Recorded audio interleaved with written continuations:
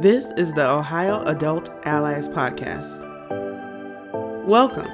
Here, our mission is to develop, inspire, and empower youth leaders. Our topic for today is Ohio Schools Safety Month. With special guests Luke and Carly with the Ohio Youth-Led Prevention Network and Jason and Marin with the Ohio School Safety Center. Now here's our host, Janelle Ozmun. My name is Janelle Ozmun, and I am from the Ohio School Safety Center. I am the Outreach and Information Sharing Manager. My name is Jason. I represent the Ohio Student Safety Council. My name is Marin, and I represent the Ohio Student Safety Council. My name is Carly. I represent the Ohio Youth-Led Prevention Network that is put together by Prevention Action Alliance. My name is Luke. I also represent the Ohio Youth-Led Prevention Network. Hello. October is Ohio School Safety Month. The Ohio School Safety Center, the Ohio Department of Education, and the Ohio Department of Mental Health Services have collaborated with Prevention Action Alliance to produce this podcast. This podcast is an opportunity for students to speak about school safety from their perspectives. So welcome, everyone, and thank you for joining us today. Appreciate you being here. So we might as well get right into the questions and the discussion. First question is, how do you define school safety? Jason, could you start us out? Yeah, absolutely. Thank you. So I believe the definition of school safety can be considered quite broad and has two vital and main parts of it. Firstly, the physical safety of students, and secondly, the emotional and mental safety of students. And both play an absolutely equal but important parts. When we're talking about solutions, we have to consider both equally and put an emphasis on both. We've got to have professionals from both sides, and giving students a seat at the table is absolutely important. And it helps out a lot, makes us feel safer. And it gives us an opportunity to represent our peers and actually make improvements to the school safety within the state of Ohio. And who knows, maybe we can set a model which is followed in a quite broad manner. I definitely agree with what Jason had to say. Yeah. Okay. Why is emotional safety important? And how can a school be an emotionally safe place? To me, emotionally safe places at school are very important because as a student, you don't want to show up to school and not feel safe and welcome. That just doesn't create a good educational outcome for somebody trying to be their best at school and learn and become the best version of themselves possible. They just can't do that if they don't feel safe. Emotionally, that can contribute to even physical factors that physical safety becomes an issue when fights break out because people feel that they don't have an outlet to let their anger or sadness out. And also, if somebody feels that they can't talk about something or doesn't have somebody to talk to, in some extreme cases, that can lead to school shooters and other issues like that.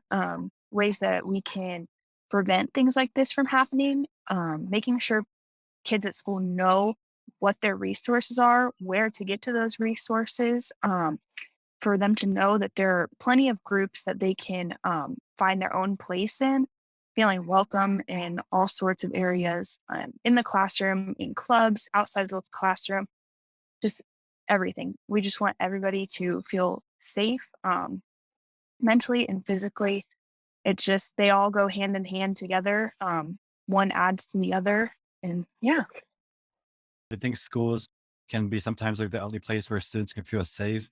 So once you take away those safety barriers and the emotional barriers, it makes it harder for the students to feel trusted and feel that they can be themselves at school once you remove those boundaries. Do you think if a school is not an emotionally safe place for a student, that actually hinders their learning?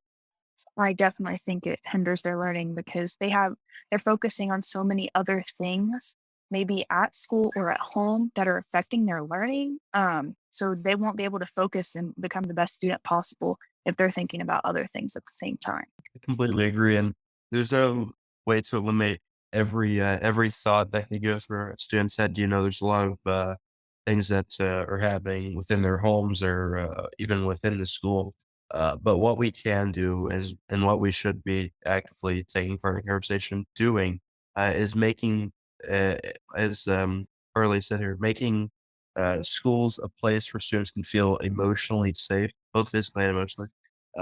But ensuring that they are safe, a safe place to have conversations, a safe place to learn, and just really feel safe, I guess.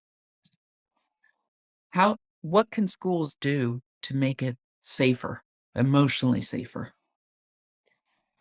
I definitely think that they need to offer better mental health resources. I think schools can become very overwhelming and they don't really think about the students' mental health as much as their physical safety.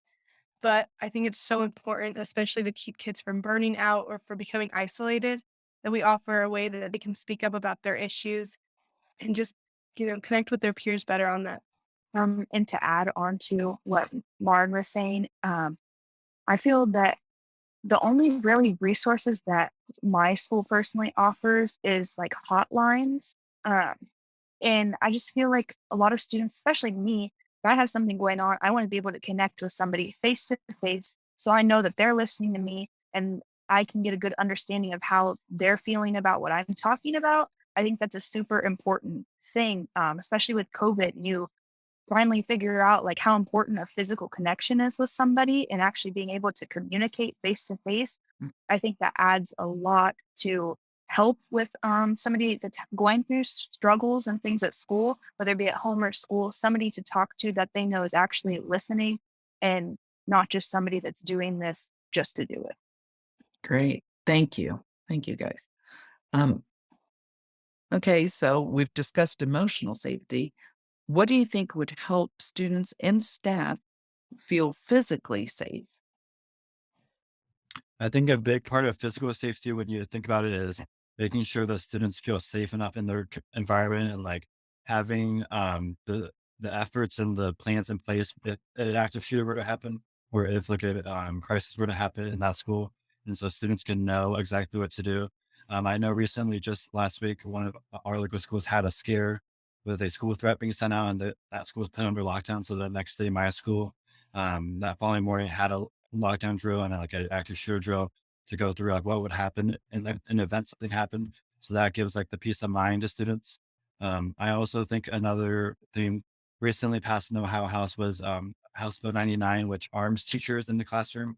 And personally, I don't think teachers should be armed in the classroom because teachers already have so much on their hands teaching kids and managing the classroom. Having that another layer added onto them, there's a lot of stress and stuff. But I think that that part should be left to the school resource officers and the law enforcement to deal with that because they have training and they know what to do. Thank you, Luke. What do the rest of you guys think? I have to agree with Luke mostly here. In part, I definitely agree with Luke. Physical safety is super important, and teachers are incredibly stressed. Um, I do have to disagree just a bit here. House Bill 99 that recently was signed by the governor, which adjusted training requirements and such. I feel that especially in smaller districts and smaller departments where police officers aren't able to be in every school or, some districts, their county districts or whatever they may be, there's not always opportunities for police officers to be in schools. I feel that the next best line of defense would be having an armed teacher or administrator. Preferably, I of course prefer that it be a school resource officer. But in instances where that's not possible, I think the governor took the right step, and the state house states that took the right step there in creating another opportunity for another line of defense. Now, I don't. When you get down to specifics, I prefer it be somebody who's not constantly classroom. I prefer it be if it's not a school resource officer, maybe an administrator, maybe a dean or somebody who's able to who's not actively teaching classes, but is able to navigate the school with basic knowledge. But yeah, obviously, I think I personally feel, and I know Luke feels this way too. The best line of defense would be a school resource officer. Well, one of the things that I think is um, good about House Bill 99 is that each school district gets to choose this decision for themselves. So they can decide, what works for them. And like you said, Jason, I would agree that certainly it depends on the school district, maybe what their particular situation is, where they are, that all changes. So I think them being able to make their own decision about that is important. Would you guys agree with that?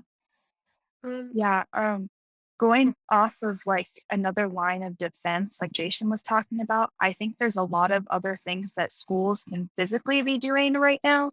Again, continuing the training, not only after something has happened, we want to be proactive. People need to know what's going on and what's going to happen when a situation like this arises.